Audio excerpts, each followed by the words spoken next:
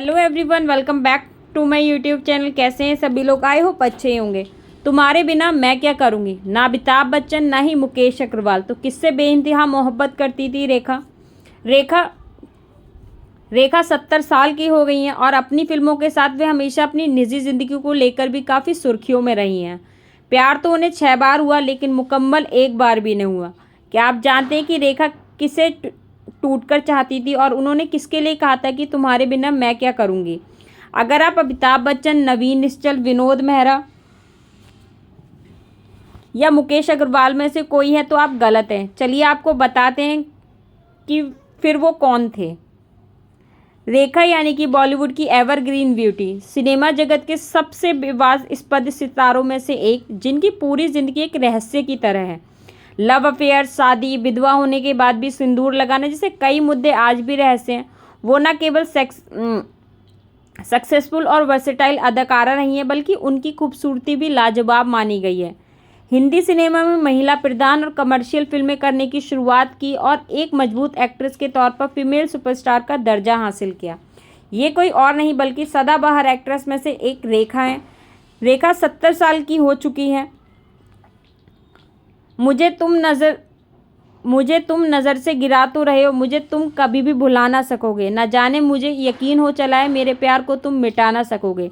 रेखा ने एक इंटरव्यू के दौरान ही चंद लाइनों को गुनगुनाया था, जिसके बाद कई लोगों ने कहा कि उन्होंने ये लाइनें अमिताभ बच्चन के लिए गुनगुनाई हैं। रेखा की लव स्टोरीज तो बॉलीवुड गलियारों में फेमस है। फिल्मी करियर के दौरान बॉलीवुड 6 दिग्गज एक्टर के साथ रिलेशनशिप में रही और इनके अलावा अपनी 2 शादियों को लेकर भी सुर्खियों में रही थी। रेखा का सुर्खियों में नाम सिर्फ अमिताभ बच्चन और पति मुकेश अग्रवाल को लेकर रहा था, लेकिन वह इन दोनों से नहीं बल्कि किसी दूसरे शख्स से टूटकर प्यार करती थी और इस शख्स के लिए रेखा ने लिखा था, तुम्हारे बिना मैं क्या करूँगी। दरअसल रेखा की स्टारडस्ट पत्रिका की स्लैम बुक में इस बात का जिक्र किया गया था। उस शख्स के बारे में बताने के साथ उन्होंने अपनी खूबसूरती से लेकर अपने पसंदीदा इंसान, अपनी ताकत और अपने डर तक का खुलासा किया था। सालों पहले रेखा ने जो लिखा था वो अब माइक्रो ब्लॉगिंग साइट पर वायरल हो रहा है। रेखा ने अपनी बड़ी ज़रूर के बारे में बात की थी। उन्होंने लिखा था, वास्तविक स्नेह उनकी सबसे बड़ी ज़रूरत है। अपनी गूफी साइड को भी रिवील किया और स्वीकार किया कि वे अपनी खाली समय में गुमनाम फ़ोन कॉल करती हैं।